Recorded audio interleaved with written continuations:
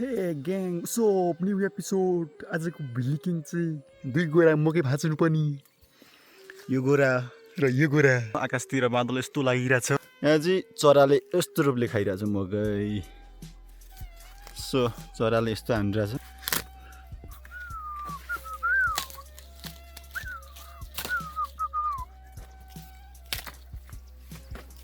So हामीले चाहिँ पहिलो रूप चाहिँ यसरी भाज्नुपर्ने हुन्छ त्यसपछि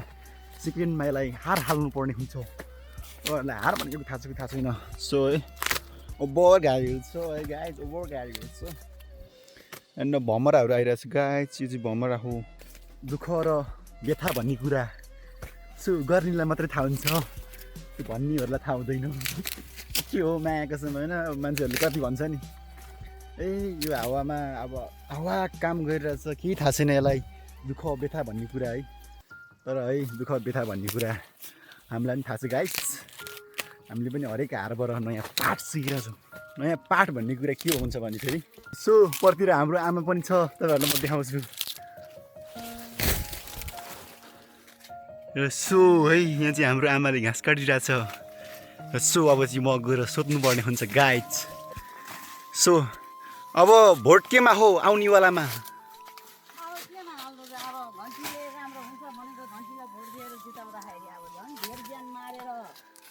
घरबारी आएर झन् आन्दोलन उठाएर गइरहेको छ अब भोट केमा अब त घन्टीलाई दिँदैन अब त भोटै हालिँदैन भोटै हाल्दैन अब झन् दुःख हाम्रो कहीँ जाँदो रहेछ हामीले यत्तिकै रहेछ हो जुन नेता आए पनि त्यही हो जुन नेता आयो नि हाम्रो दुःख यत्तिकै रहेछ घन्टी राम्रो हुन्छ भन्थ्यो झन् धेर ज्यान मारेछ यो होइन अब त भोटै नहाल्ने भोट नहाल्ने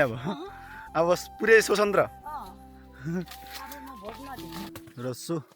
मैले चाहिँ मकै भाँच्दा यहाँनिर के देखेँ भने है यो चाहिँ उइडो गाजा र सो है यसलाई चाहिँ हामीले राख्नु हुँदैन गाइज है यो भनेको चाहिँ कसम गाइज अहिले आएर म बुझ्दैछु यसले गर्दा मान्छेको सपना खतरा ड्यामेज हुँदैछ यार यसलाई चाहिँ भाँच्नु पर्ने हुन्छ गाइज पहिला चाहिँ म पनि यसलाई प्रमोसन गर्थेँ अहिले चाहिँ म यसलाई प्रमोसन गर्दिनँ यो भन्ने कुराहरू हामी आफैले है आफ्नो घरदेखि सुरु गर्नुपर्ने हुन्छ लागु औषध भन्ने कुराहरू मै पुलिस ल कप सर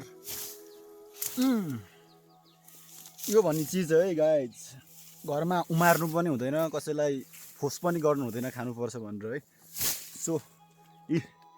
हातमा गन छ र टाउकोमा डोको छ त्यसपछि म पुलिस म गाउँको पुलिस या यस्तो चिजहरू राख्नु हुँदैन गाइज है हामी आफैले सुरु गर्नुपर्ने हुन्छ है सो यति लस हुन्छ नि गाइज है गाजा खाएर मान्छे कहीँ पुग्दैन गाइज सब हुन्छ नि सब सोचहरू सब प्लानहरू सब यसले खत्तम गरिदिन्छ गाइज यार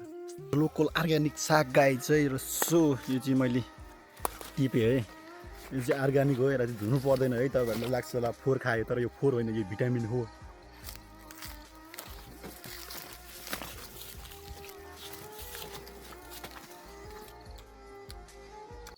सो अब चाहिँ भारी लाउने कार्यक्रम चलिरहेछ है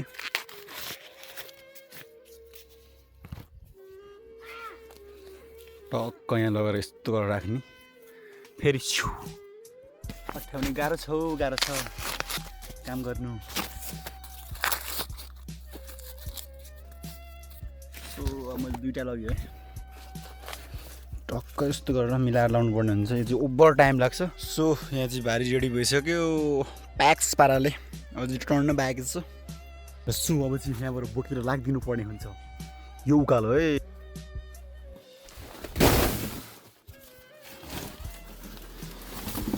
सो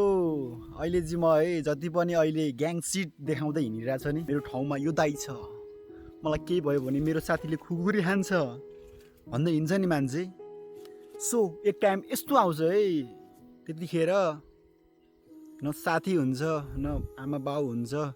न दाइ हुन्छ न आफन्त हुन्छ सब टाइम ठकठक चल्छ है त्यो बेलामा के गर्ने कोही हुँदैन अगाडि पछाडि एक्लै बढ्नुपर्छ निरन्तर अगाडि अनि लाग्छ है जिन्दगी के रहेछ मा है दुःख व्यथा भोक चोट अनि त्यही भएर नट अ ग्याङ सिट है, वान म्यान आर्मी। त्यो कुराहरू सब भोगिसके सिक्ने, देशदेखि विदेश खाइसके है, मतलब लाग्दैन। त्यसैले not a gang sit, real one man army. अहिले चाहिँ घरमा आएर भात सात हामीले चाहिँ हामीमा बसिरहेको छु। कस्तो ओभर पानी परिरहेछ गाइज है, तपाईँहरू देख्न सक्नुहुन्छ पानी कस्तो परिरहेछ भन्ने कुरा। कस्तो लड्छ पानी परिरहेको छु यार।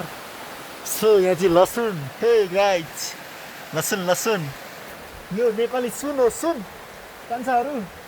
सो गाइज यो चाहिँ लसुन हो, यहाँ पनि लसुन छ, तपाईँहरू देख्न सक्नुहुन्छ लसुन।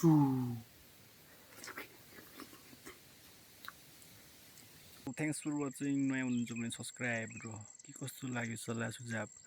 म चाहिँ अहिले काँक्रा हान्दै आएको, दाँत पनि औडा भइसक्यो।